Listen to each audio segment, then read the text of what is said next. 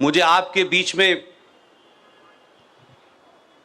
पहला एक ऐसा अनुभव हुआ, क्योंकि जम्मू कश्मीर में इस दौर का ये दूसरा प्रोग्राम है और इस सफर में जो हम सबकी कोशिश है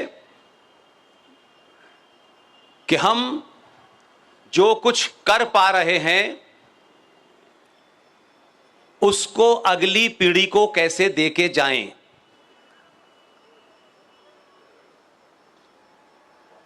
यूं तो कठुआ में एक आप बहादुर पुत्र को आपने जन्म दिया,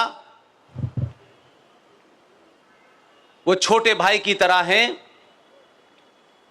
राजस्थान के एक कार्यक्रम में भाग लेने गए हैं। एक अकेला बहादुर नौजवान साथी, एकजुट जम्मू का संस्थापक अंकुर शर्मा,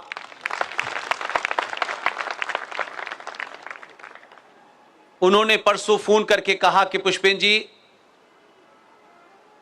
मुझे वहां एक प्रोग्राम में भाग लेने के लिए जाना पड़ रहा है, मैं वहां नहीं हूं।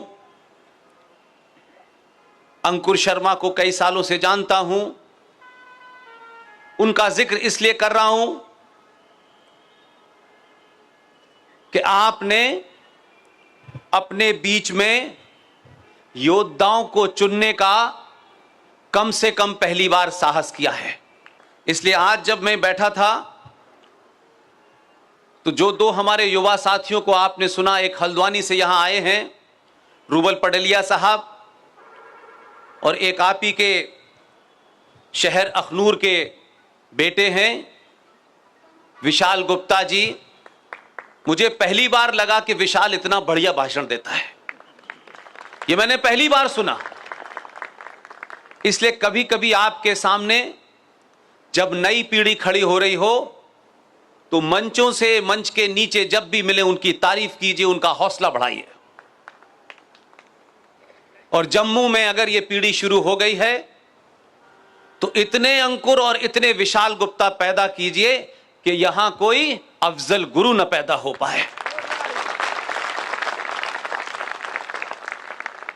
लिहाजा सिंह साहब जब मंच पे मेरे साथ होते हैं तो मेरे लिए रास्ता बहुत आसान कर देते हैं।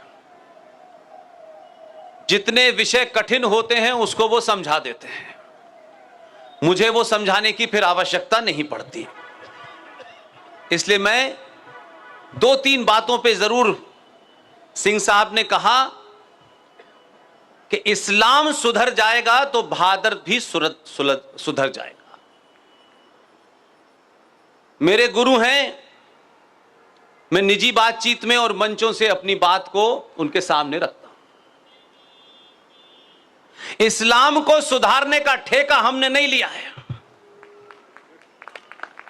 मेरा मानना है,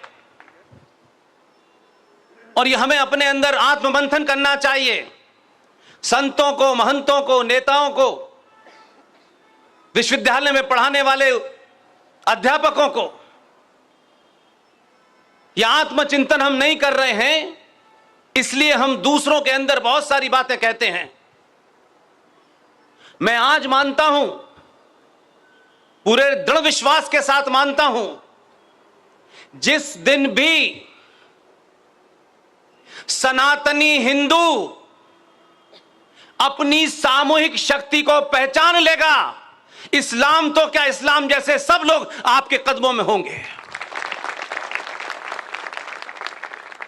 इसलिए आज जो लोग सनातन को चुनौती दे रहे हैं, सनातन को गाली दे रहे हैं, कश्मीरी हिंदू पंडितों को मार करके सनातन की व्याख्या कर रहे हैं, हैदराबाद में एक 2 कौड़ी का आदमी दिल्ली में आकर के चुनौती देता है, कुछ यहां के लोग भी जाकर के दिल्ली में चुनौती देते हैं।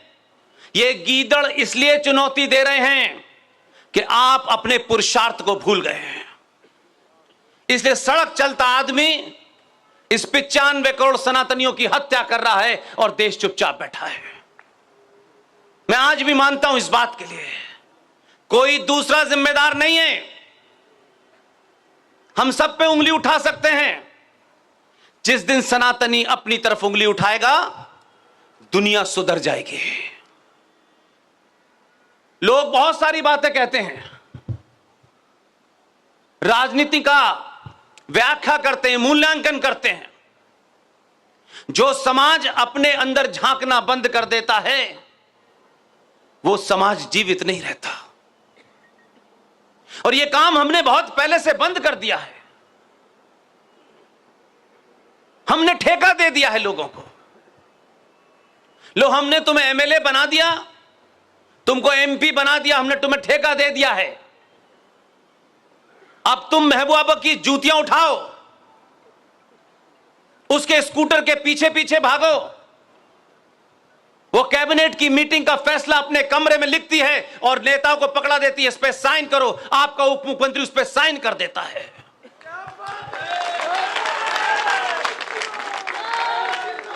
अपने बीच में से दलालों को पहचानिए। आपके बीच में बड़े बहादुर हैं। अगर अंकुर ने यह बेड़ा उठाया है कि जब तक शुद्ध सनातनी कश्मीर की विधानसभा में नहीं पहुंचेंगे, ये दलाल बिकाऊ आपका सौदा करते रहेंगे।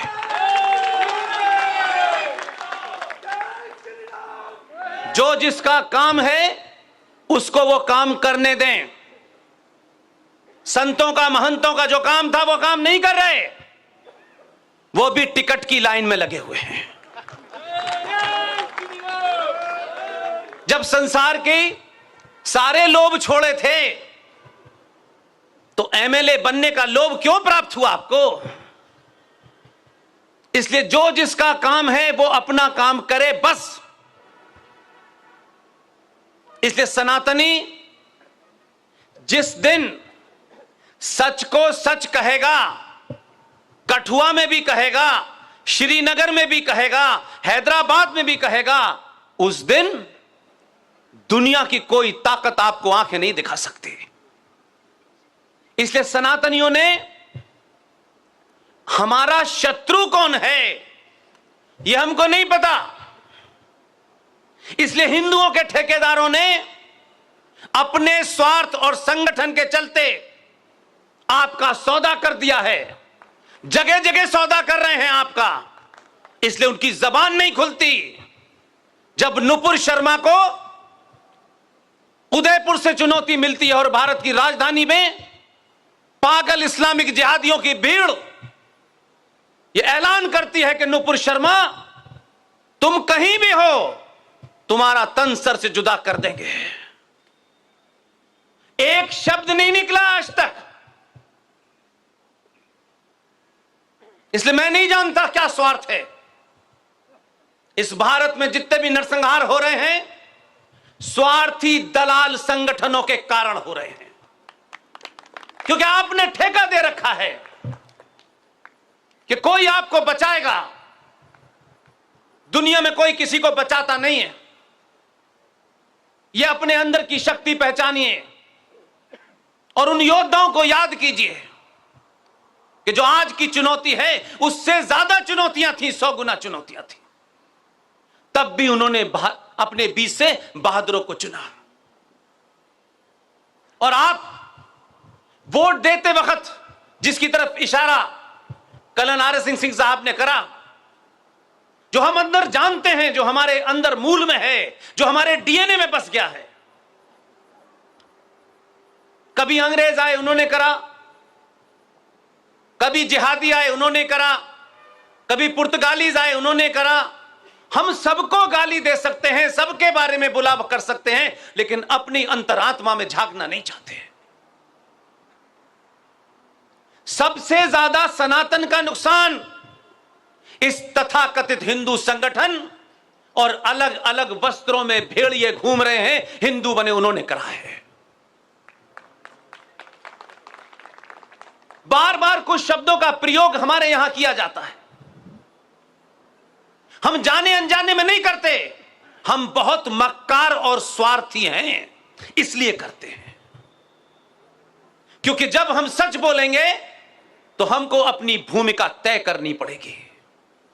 इसलिए झूठ बोलो झूठ का प्रचार करो, और अगर कोई सच बोल भी रहा है तो उसे सारी शक्ति लगा करके झूठा साबित करो। यह हमने झूठ बोला, हमारे उन विद्वानों ने झूठ बोला। सारे धर्म बराबर हैं,